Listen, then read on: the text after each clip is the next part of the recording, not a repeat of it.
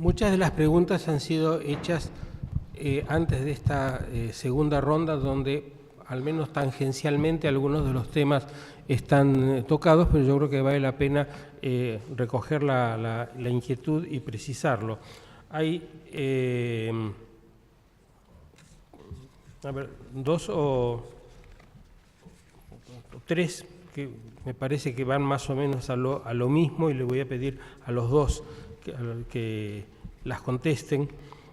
La primera dice muy específicamente cuáles eran las diferencias entre los candidatos en 1868, si hoy se los ve bastante parecidos o iguales, dice acá. Entonces, ¿cuáles eran las diferencias que en el momento percibían los que votaron, ¿no? Otra bastante similar, aunque planteada en términos más generales, es cuáles son las ideas centrales en disputa que necesitaba la Argentina definir tanto hacia el pasado como hacia el futuro en la elección del 68. O sea, dicho de manera un poco más general, el mismo problema. Y una tercera que me parece que muy específicamente apunta a una gran discusión, ¿cómo es que los federales gobernaban como unitarios y los unitarios nos dieron una constitución federal? Así que los invito a los dos, quizás empezando por Laura. Bueno, lo tengo que pensar bastante. Decía la pregunta... Eso es lo bueno, que te salga lo que... lo que sale. Lo que sale, sí. No, porque la pregunta es, bueno, ¿qué diferencias había entre los candidatos? Es una pregunta, ¿no? Formulada de una manera que yo la respondería de una manera, pero viene acompañado por qué diferencias percibían los que lo votaron. Y ahí ya abre todo otro problema, que es, bueno, quiénes votaban, cómo votaban, por qué votaban. Entonces, en principio, despejar esta parte de la pregunta. Las elecciones en el siglo XIX no necesariamente se guiaban, no seguían hoy, pero estamos hablando del XIX, por ir a votar al candidato de tal, que tiene tal idea, yo individualmente, con la autonomía de mi razón, voy y elijo a mi candidato, sino que tenía que ver, en general, con prácticas colectivas de movilización política, donde la gente que iba a votar, en general, iba en grupos, iba organizada previamente, iba con algunas prácticas ya aceitadas sobre cómo votar, cómo tomar el control de las elecciones, etcétera, etcétera, que es un poco lo que Sarmiento trataba de combatir con lo que yo mencioné muy rápidamente sobre la reforma electoral. Entonces, no pensemos en qué veían los votantes, pensemos en qué veían quizás el resto de las dirigencias. Y yo creo que ahí la clave, la diferencia clave entre los candidatos está un poco en las cosas que ya dijo Eduardo. Bueno, primero en que si yo voto a Elizalde, estoy votando al delfín del presidente, estoy votando a Mitre, estoy votando a una perpetuación del poder de Mitre. Entonces eso, ¿no? Por más que no haya llegado, cuando están la previa a las candidaturas, no el día de la elección, ¿no? Si yo voto a Urquiza, Urquiza representa a todo el federalismo, que sigue la derrota de Rosas. Entonces, no es solo Urquiza, es una forma de gobierno, es una forma de organización de la relación entre Entre Ríos y el resto de las provincias, una forma de organización de la relación con Buenos Aires. Y por último, me parece que lo más clave, y ahí quizás Alsina y Sarmiento tienen un espacio ¿no? donde pueden llegar a coincidir, es lo que decía Eduardo, que le decía Sarmiento a Pepe Pose: más autoridad que tal, menos autoridad que tal. ¿Dónde está el límite entre autoridad y libertad?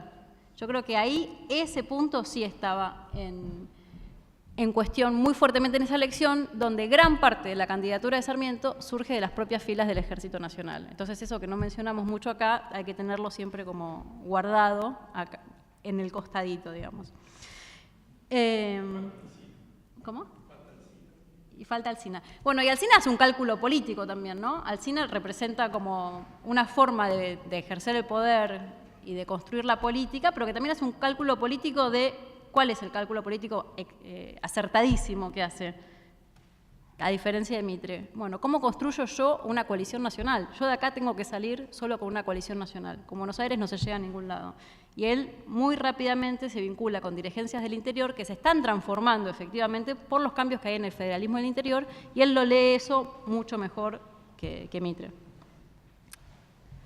¿Listo? Sí, no, sobre esto último digo nomás que tanto es así que hasta se considera una posible alianza Urquiza-Alsina. Como una posibilidad que se da ahí, que Mitre va a salir a denunciar, es que Alsina busque el apoyo de Urquiza y mutuamente refuercen esta idea de una coalición nacional. Ah, estoy sin él. ¿Quieres el micrófono? No, quería decir algo más sobre las diferencias entre candidatos y las ideas que en disputa. Es que en el fondo la tercera pregunta también alimenta las otras dos, que son estos federales que se comportan como unitarios y unitarios que dejan una constitución federal. Yo creo que todo eso es una señal de lo cercanas que estaban muchas de estas posiciones. Retóricamente uno podía encontrar las tintas cargadas sobre esta oposición entre liberales y federales, o unitarios y federales, pero está claramente que para 1868 federales y liberales no reproducen los conflictos de unitarios y federales, son cosas distintas, aunque sigan usándose las mismas etiquetas. Y en parte yo creo que son distintas, esto no quiere decir que no haya diferencias, pero ha habido acercamientos, yo creo que efectivamente hay algunos puntos en común y que muchas de las dirigencias federales del interior no están tan alejadas en cuanto al proyecto de país que vislumbran a futuro de lo que algunos liberales moderados, a lo mejor algunos son más agresivos, más radicales, otros más moderados, pero no hay un desacuerdo tan fuerte. Y entonces muchas veces las diferencias que se perciben son de los alineamientos atrás de candidatos y no tanto de programas doctrinarios de fondo muy distintos. Sarmiento yo creo que lo que tiene es esta idea de potenciar la necesidad de transformar el país. No es que sus recetas sean tan distintas a las de otros posibles candidatos, probablemente el empuje y la agresividad y la fuerza con la que él quiere avanzar en ese programa es lo que lo distingue un poco de los otros candidatos, me parece a mí. ¿Están las tres cosas? Sí. Sí. Bueno. Tenemos tiempo, así que si quieren mandar más preguntas, está bien.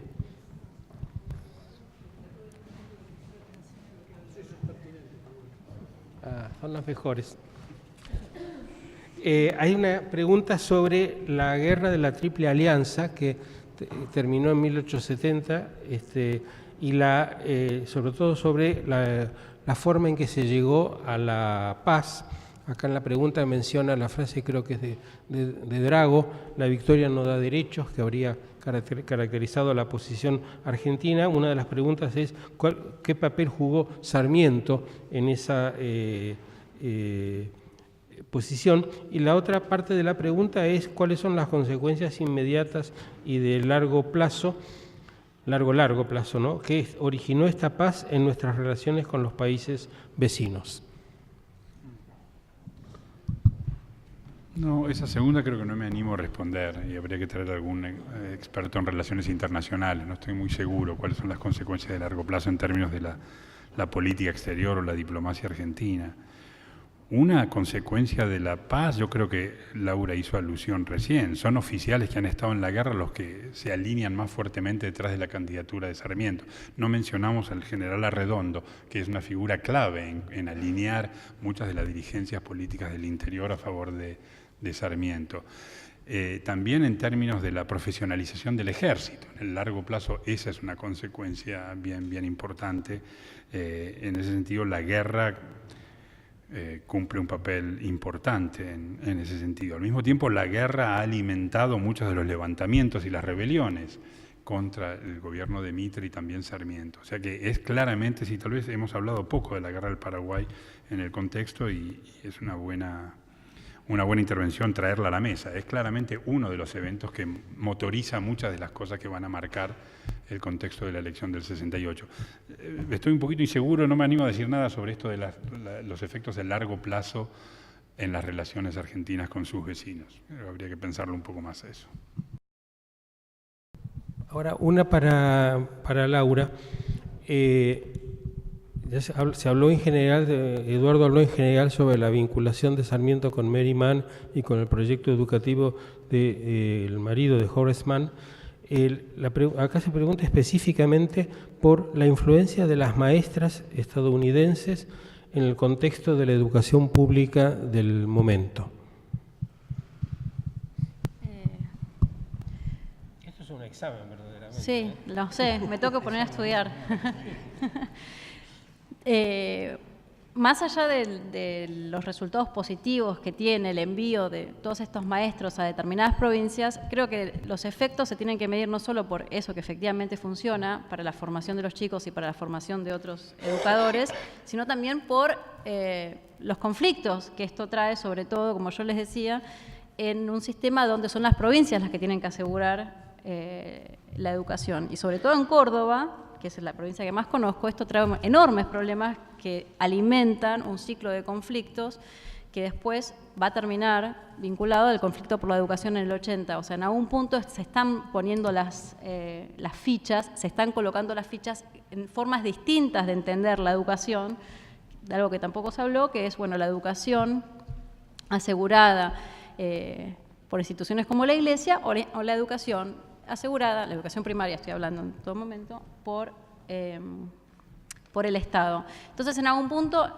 las derivas de lo que trae el experimentar con traer maestras norteamericanas no solo tiene que ver con efectivamente con los métodos, con el efecto en el desarrollo de la educación, sino que también tiene que ver con el debate por la cuestión de la educación en el largo plazo en la Argentina, y me parece que eso es más decisivo en algún punto, lo que provocó en las décadas siguientes. Y no, aparte no sé mucho sobre la cuestión metodológica. Bueno, solo los buenos historiadores se animan a decir que no saben algo, y los muy buenos que saben muy poco. Los otros lo saben todo.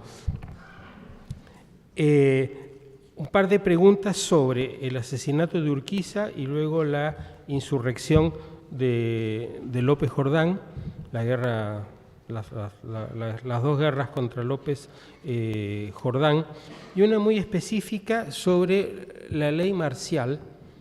Y agrego yo, ¿en qué caso Sarmiento ejecutó gente bajo la ley marcial y cómo se podría explicar la relación entre eso y las muertes ocurridas entre el 62 y el 68 tan notorias como la de Peñalosa, Benavides, Aberastain en San Juan? No sé cuáles de ellas encajan en la ley marcial y cuáles no. Así que les dejo a los dos esta pregunta.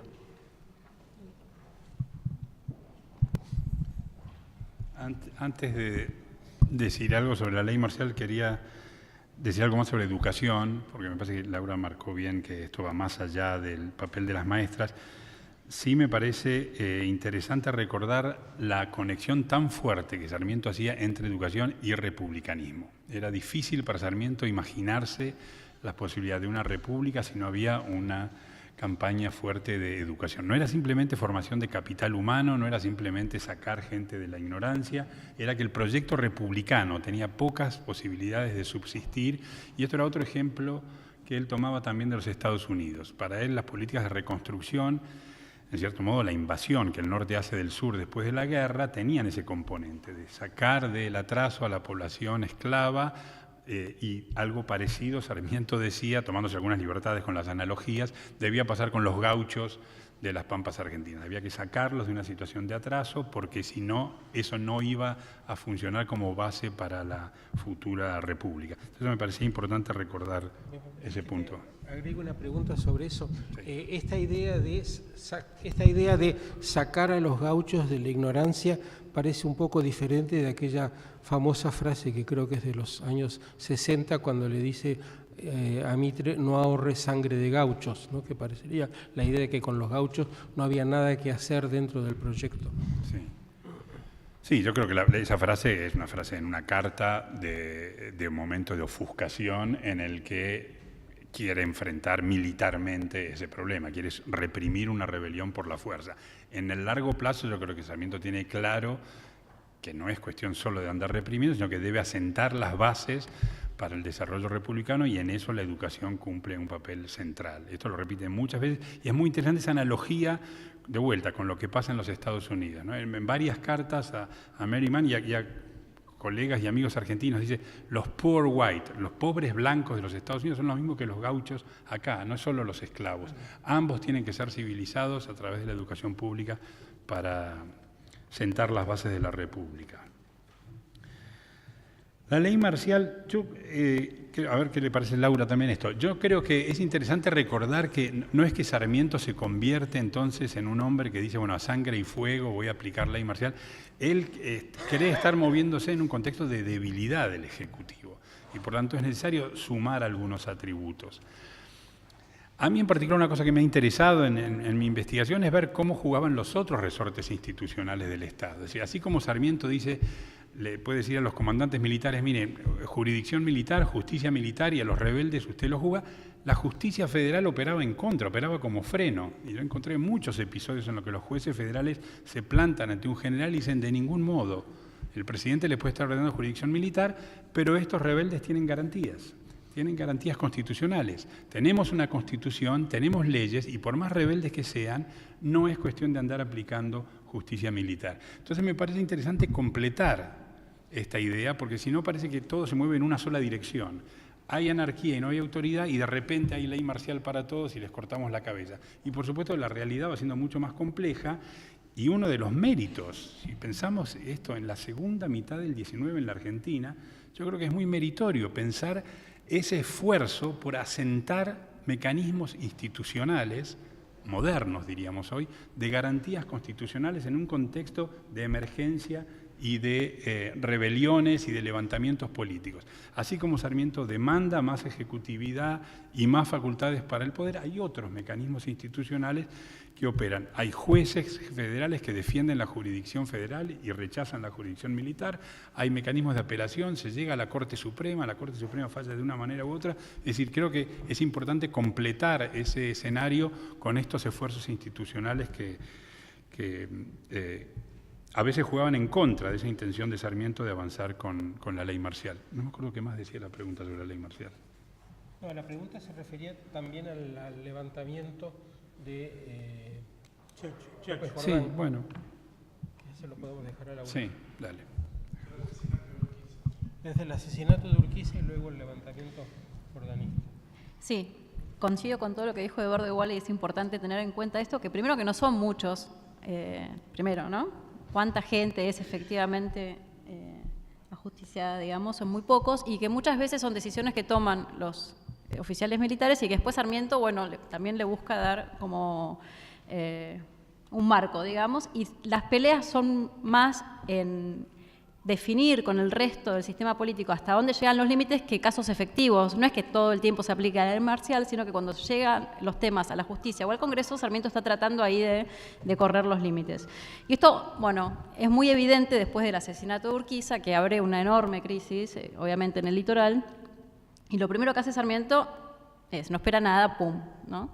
Van las tropas, va la nación a hacerse cargo de la provincia, se intervienen todos los poderes, y eso abre una crisis política enorme en Entre Ríos, que bueno, se conoce muy bien con la persecución de López Jordán, las idas y vueltas y los nuevos ciclos de alzamiento, pero sobre todo lo que me parece a mí, más allá de los detalles, digamos, del alzamiento jordanista, que tiene que ver con las fracturas dentro del federalismo, con las líneas que se habían abierto en disidencia a Urquiza o en disidencia con López Jordán, me parece que lo que abre a nivel nacional o lo que provoca esta crisis de Urquiza es no solo una realineación de toda la política nacional, que es lo que decía Eduardo, sino específicamente en este punto, es que Sarmiento decide ir y que el gobierno nacional tome completo control de las provincias, es que trae al seno, digamos, de la discusión nacional, y de hecho se hacen reuniones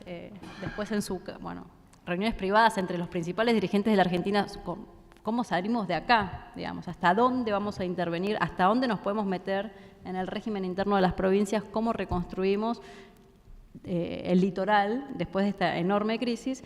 Y me parece que lo que permite efectivamente es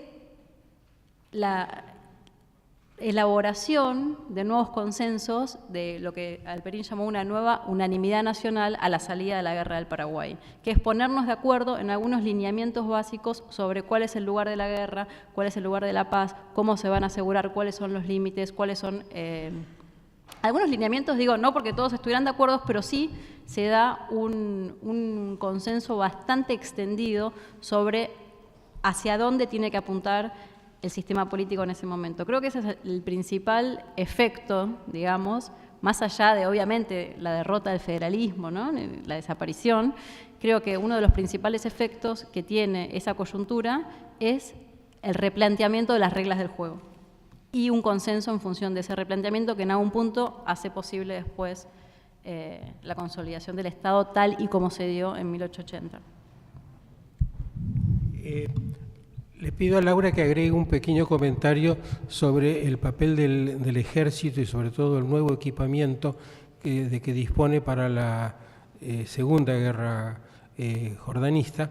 Y paso a la siguiente pregunta que también le toca a ella, que es, leo literalmente: Sarmiento ve a Córdoba atrasada pero poderosa y cree necesario cambiarla para las filas republicanas.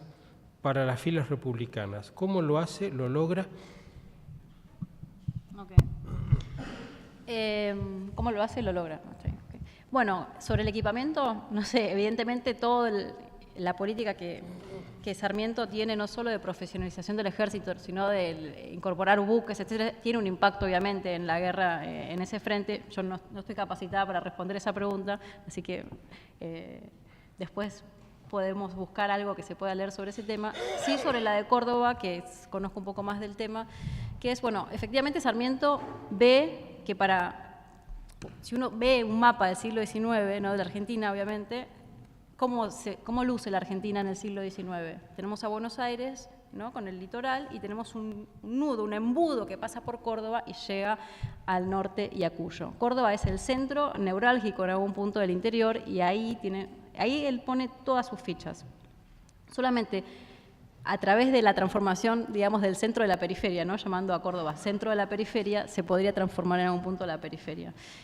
Y es muy exitoso en algún punto, me parece a mí, esa apuesta que hace, porque efectivamente él transforma Córdoba de raíz y todas las derivas que después va a tener, no solo la provincia, con todas, la transformación, enorme transformación económica, obviamente que está vinculado, pero va más allá de la voluntad de Sarmiento, la transformación política, pero sobre todo la transformación, por decirlo muy rápidamente, ideológica de la provincia, todos los conflictos entre católicos y liberales, digamos, que en algún punto después se nacionalizan al llegar esas dirigencias a la nación en el 80, Sarmiento ahí es el que tiró, digamos, la primer piedra. Sin el programa sarmientino de modernización, continuado por Avellaneda también de la Universidad Nacional de Córdoba, es impensable lo que sucede después en Córdoba. ¿En qué consistió el programa de modernización de Sarmiento?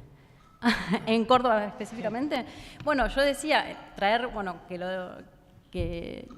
a los científicos alemanes y norteamericanos a que crearan ahí la Academia Nacional de Ciencias, es como un acto simbólico, pero después hay actos mucho más prácticos y cotidianos que tienen que ver con la reforma de los planes de estudio, tiene que ver con la incorporación de estas nuevas maestras que llegan, estas y otras, y llegan y empiezan a disputar la educación, la primera infancia, que hasta ese momento daban los curas parroquiales, etcétera, etcétera, y eso genera un poder multiplicador enorme. ¿Por qué? Porque no es solo que llegan las maestras, sino que empiezan a haber becas para que algunas personas se vayan a formar a escuelas de formadores, para que vuelvan, para que repliquen y para que empiecen a disputar esos espacios. Esa me parece que es el grueso de su programa de modernización y tiene que ver... Sí, por escrito, por favor. Sí.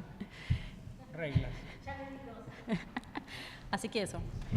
Dos pequeños agregados. Uno es en el año 73 el ejército estrenó los fusiles Remington, las ametralladoras creo que eran norteamericanas y los cañones Krupp, ¿no? Con lo cual el desnivel de las fuerzas con respecto a las de López Jordán era muy grande, aun cuando creo que la guerra duró como 9 meses, pese a todo, ¿no?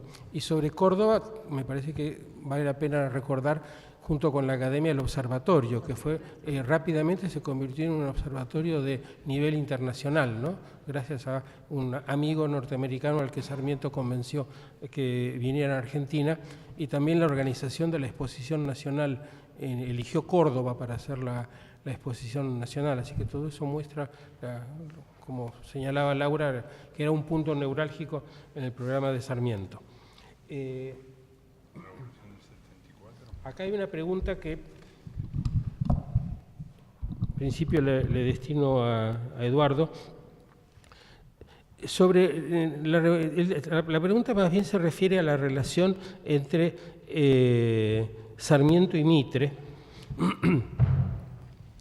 que fue complicada, fue muy buena inicialmente, complicada durante los años de la presidencia de Mitre, muy mala durante los años de la presidencia de Sarmiento, y terminó ya catastróficamente cuando Mitre encabeza la revolución de 1874. Entonces, una parte de la pregunta se refiere a la revolución misma, que fue estuvo en el medio de la elección presidencial por la cual fue designado Avellaneda, y la otra parte de la pregunta es si se restableció la amistad entre Mitre y Sarmiento.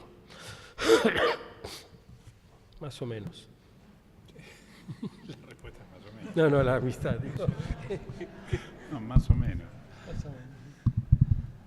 Sí.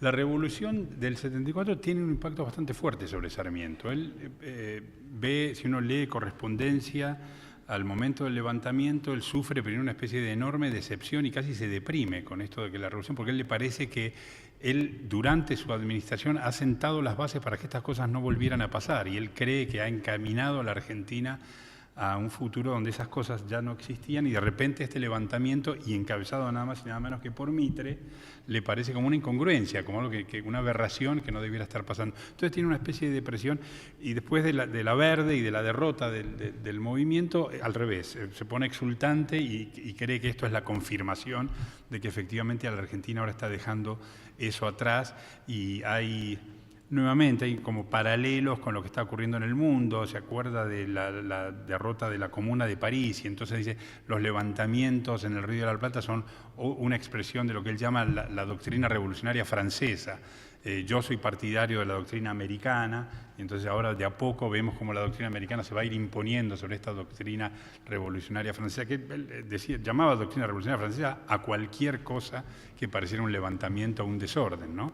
Lo atribuía a la raíz jacobina del siglo XVIII, pero después a toda la siguiente, a esa tradición revolucionaria francesa de todo el siglo XIX que él veía trasladada al Río de la Plata. Entonces el 74 es un hecho que lo impacta porque le parece, como digo, una aberración histórica de una Argentina que parece haberse apartado de ello. Sobre la amistad entre ellos, sí, más o menos. Yo diría, la amistad tampoco se rompe del todo. Es interesante ver en los momentos de mayor rivalidad política, se siguen tratando con respeto y fuertes desacuerdos. Mitre le llama mucho la atención cuando él está en la presidencia y lo llama al orden por las cosas que Sarmiento hace, pero con mucho respeto y afligido por tener que decirle estas cosas. Sarmiento le responde en un tono más ofuscado siempre, pero también reiterándole su amistad, más o menos, yo diría como Luis Alberto, sí, vuelven a ser amigos, pero más o menos.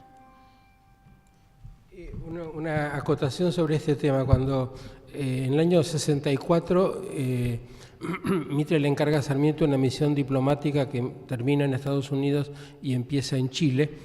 En ese momento Chile es parte de un conflicto que ha desencadenado España, que está interviniendo con su flota en el Pacífico, agrediendo a Perú y a Chile. Mitre le advierte a Sarmiento que su política es mantenerse al margen de ese y de otros conflictos como el del Paraguay, ¿no? Sarmiento llega a Chile y lo primero que hace es, en la recepción del presidente chileno, dice, y ojalá que Argentina y Chile se junten para aplastar esta, ¿no?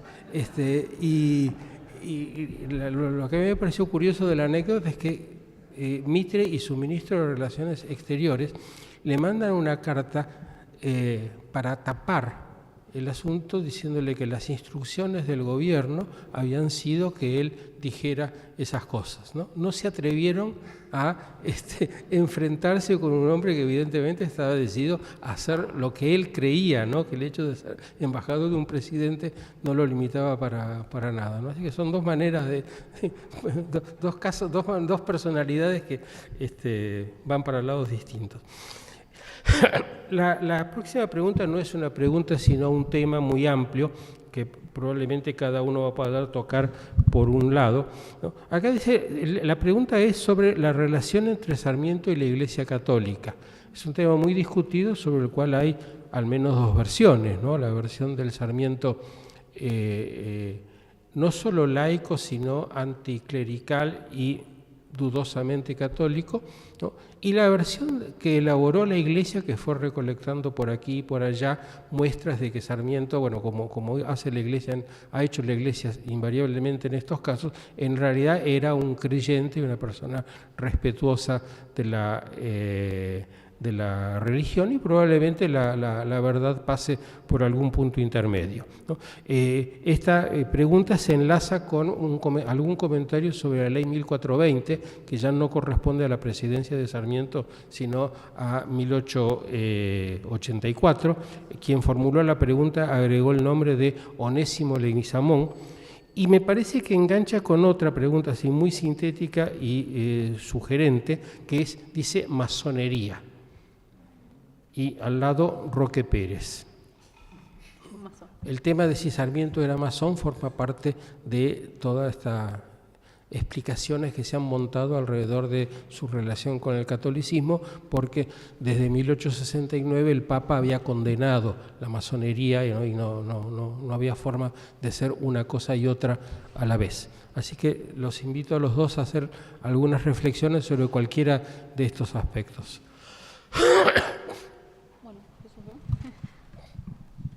Una reflexión a propósito de la reflexión, digamos, lo que decía recién Luis Alberto, que obviamente Sarmiento mirado desde dos lados se encuentran trazos distintos, y que en general esas discusiones se han dado sobre todo cualquier elemento que nosotros tomemos de los debates a grandes rasgos entre liberales y católicos del siglo XIX, podemos encontrar esto, porque se ha hecho con otra gente también, porque en realidad se están mirando cosas distintas. En algún punto tratar de encontrar estos elementos que permiten mostrar que era gente creyente y respetuosa de la religión, que efectivamente lo vamos a encontrar, y por otro lado, cómo ellos piensan que tienen que funcionar algunas instituciones, que también se pueden encontrar otras cosas. Sarmiento es un caso, se puede hacer con gente mucho más anticlerical, como los juaristas, digamos, entonces claramente también se puede hacer con Sarmiento. Yo creo que ahí, más allá de definir cuál es su posición personal y política a lo largo de todas estas décadas, lo importante, si pensamos en la ley 1420, es un poco lo que yo decía en la presentación, que es la posición que él asume en el 80, cuando es presidente del Consejo Nacional de Educación, y bueno, qué es lo que lo lleva a su renuncia en ese momento. Y que lo que lleva a su renuncia, un poco también para matizar otras miradas, es la política que está llevando adelante Pizarro, el primer ministro de Educación de Roca, que claramente tiene una línea distinta, y es el enfrentamiento sobre el lugar que efectivamente tiene que tener la religión y la Iglesia en la educación, lo que termina siendo que Sarmiento patee el tablero y se vaya. Así que me parece que si hay que elegir un momento, yo elegiría ese momento, quizás porque me gusta más también, para explicar su relación con la política educativa y después con la ley 1420. En 1938, cuando se conmemoraba los 50 años de la muerte de Sarmiento, leí en la revista Criterio, que era el órgano oficial del catolicismo, Monseñor Franceschi, que ellos se sumaban a la conmemoración porque Sarmiento había escrito una vida de Jesús. Perfectamente posible, en la inmensidad cantidad de cosas que escribió, que lo hiciera, ¿no? Yo creo que también esta última observación de Luis Alberto señala cuánto hay de construcción posterior al periodo de Sarmiento sobre la imagen del Sarmiento masón o del Sarmiento anticlerical, etc. Es cierto que en varios pasajes de su vida Sarmiento es un heredero de esa tradición, podríamos llamar de leyenda negra, del legado cultural hispánico-católico. Entonces Sarmiento tiene cierta preferencia por una mirada del mundo que ve que ese legado cultural hispánico-católico es una carga pesada para las naciones americanas y que una diferencia entre el norte y el sur en América es que el norte ha tenido otro marco cultural y que entonces eso juega a favor. Es cierto que en varios pasajes, pero tampoco exagerarlo, yo creo que la construcción posterior en el tiempo ha cargado muchísimo más las tintas sobre esta, en las dos interpretaciones.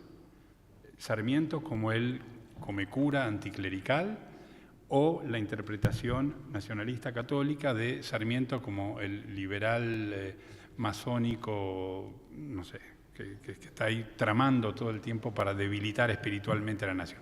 Yo creo que son construcciones posteriores más que lo que uno ve no era una cosa tan original de Sarmiento. Parte del paisaje ideológico de ese lugar y ese momento era contemplar con dudas, de parte de quienes tenían convicciones liberales, ese legado cultural hispánico-católico. Pero yo creo que eso no obstruía a que hubiera respeto por la religión. Digamos, el peso de la Iglesia como institución podía ser criticado, pero el respeto a la religión, creo que eso estaba también, pasaba por otro carril, digamos, me parece. Bueno, vamos cerrando con dos preguntas generales. Una se refiere a las debilidades que Sarmiento encuentra en la Argentina. Entiendo que es en la Argentina que él mira al final de su vida, ¿no? Porque la otra parte de la pregunta ¿es optimista su mirada con respecto al futuro? Sí, sobre el final de su vida quizás es menos optimista que al principio de su vida. Sus últimos años son un poco difíciles, entonces yo quizás prefiero quedarme con el Sarmiento más eufórico y más, más optimista. Para decir lo siguiente, efectivamente Sarmiento cree que hay un montón de debilidades, que la Argentina tiene un montón de debilidades, pero que también él ve en esas debilidades la punta de lanza, digamos, del gran futuro que espera la Argentina. ¿Por qué? ¿Cuál es la gran debilidad de la Argentina? Por una parte, bueno, que ya hablamos, el medio, ¿no? La Pampa, los enormes territorios despoblados, obviamente eso es una debilidad que se convertirá claramente en parte del progreso económico, pero al mismo tiempo es eso, en la mirada de Sarmiento, esa debilidad conjugada con un tipo de historia particular que ha llevado, y que él lo rastrea muy bien en el Facundo, a que un evento como la Revolución de Mayo, que comenzó siendo una revolución por la libertad, terminara en el despotismo. Entonces, en esas, él encuentra las debilidades como estructurales, digamos, y coyunturales, como más sistémicas y más históricas, digamos, pero al mismo tiempo también encuentra en esas debilidades, en el hecho no solo de estas enormes tierras, digamos, que serán después destinadas al progreso, sino en la propia barbarie que él ve como el principal obstáculo para el progreso argentino, él ve ahí un elemento optimista, no solo porque él piensa que efectivamente se va a lograr que en esta síntesis, digamos, entre civilización y barbarie, se va a lograr en algún momento que triunfe la civilización. Y él lo ve y está muy ocupado en hacerlo realidad a través de este programa de modernización social. Sino porque él, en su cabeza, también piensa que esto que le ha sucedido a la Argentina es lo que hace que nosotros tengamos algo que contribuir al mundo, que es que por primera vez se da una forma de desarrollo civilizatorio que no estaba conocida hasta ese momento. Entonces, es tan optimista que cree que somos un ejemplo de algo nuevo y que, bueno, será muy exitoso. Mi padre se identificaba mucho con Sarmiento y decía de Sarmiento que era un optimista del largo plazo, ¿no? En el corto plazo sabemos que se enojaba por todo, pero finalmente su balance era muy optimista. Sí, y yo creo que Yolanda tiene mucha razón en apuntar al Sarmiento optimista, porque el Sarmiento del final de su vida es absolutamente pesimista. Cuando pesan otras cosas, yo creo que pesan cosas como, bueno, el enojo personal, lo que está pasando y sus postergaciones. A veces uno descarta, ¿no? El factor geográfico personal, el estado de ánimo, yo creo que a Sarmiento le pesa mucho eso. Sus lecturas ahora están influidos por el evolucionismo, el factor racial, en la determinación de la historia europea que cada vez más fuerte. Entonces el libro sobre el conflicto de armonía de la raza es bastante pesimista. condena en un largo plazo, una mezcla racial negativa tiene para eso. Pero yo creo que es tanto más potente el Sarmiento optimista, el Sarmiento de 15 o 20 años atrás, donde efectivamente el optimismo, y lo voy a apuntar esto para decirlo al final como cierre también, el optimismo sobre eso que marcó el papel que le cabía a la Argentina para contribuir a la historia en el mundo. La Argentina estaba llamada a mostrar cosas que el mundo todavía no conocía. El experimento republicano en las pampas argentinas era algo que el mundo no había visto. La Argentina enfrentaba problemas que la teoría política del momento tenía que resolver. Las relaciones en un sistema federal entre naciones y provincias, la manera de poblar y hacer desarrollar un país despoblado. Es decir, había preguntas que la Argentina tenía para ofrecerle al mundo. Ese optimismo me parece uno de los rasgos más fuertes de toda la trayectoria de Sarmiento, y creo que vale la pena más detenerse ahí que en el pesimismo final. Sí. Creo que hay una pregunta sobre ¿podría atribuirse a la necesidad de la existencia de un rol de un poder ejecutivo fuerte la secuela que al presente no hace una división de poderes, cada uno de los cuales cumple una función que les propia de forma independiente? En otras palabras, habría quedado ante aquel rol fuerte la necesidad de una figura presidencial del mismo tono en nuestros días. Bueno, los politólogos han llenado y siguen llenando bibliotecas sobre presidencialismo y parlamentarismo, y si ustedes se acuerdan, hace algunos años se había puesto muy de moda la discusión sobre la necesidad de atenuar el poder del presidencialismo argentino, experimentar con formas de parlamentarismo o semiparlamentarismo.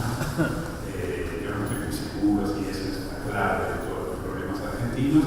Creo que sí, en el largo plazo han llegado a una tradición de ejecutivo fuerte, es decir, ahí tenemos dos dimensiones, la dimensión nación-provincia y la dimensión ejecutivo y los poderes.